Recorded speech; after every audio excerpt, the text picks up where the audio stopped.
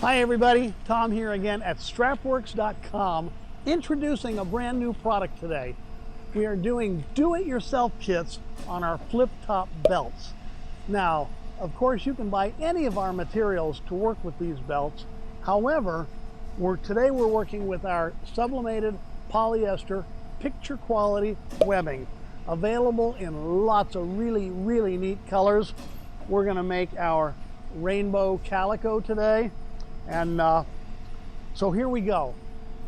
In the flip-top buckles, it does come with a tip.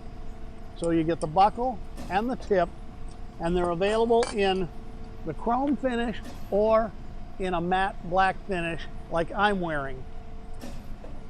And of course, do-it-yourself implies that you have to have some tools, but they're pretty darn simple.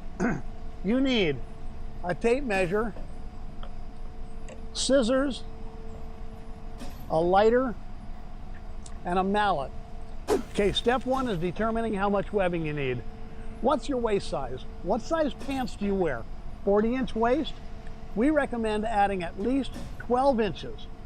And that gives you a belt that's just a little bit shorter than what you see on me. So if you like wearing them longer, you would add more than 12 inches. Whatever that is, step up to the next foot, because we sell webbing by the foot. Okay guys, so you've ordered 5 feet of webbing. It's come in the mail, you've got all your things, you have your tools organized. The first step in fabrication is to put your tip on. Make certain that it is straight in your tip, but once it is, smash it down. Make sure you get the edges very well so they are tightly together. Okay, the next step is to attach your webbing to the buckle. It goes right underneath the closure clamp like that, and then just pinch it down. Boom. Okay, the next step is actually sizing the belt, so go ahead and put it on.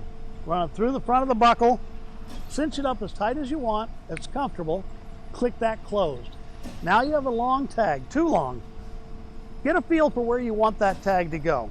Right there, no problem. That's where the tape measure comes in handy. Bring this out and measure how much that is. And we're looking at 10 inches. Take your belt off, remove the webbing from the buckle, and measure 10 inches. Take your scissors and cut. Okay, now to keep your freshly cut end from fraying, use the lighter to go back and forth a couple times, and that seals the end. If you've measured properly, this is the last step. Put the belt back on, check it for size. It's got the tag you want. Bingo, do-it-yourself flip-top belt from Strapworks.com.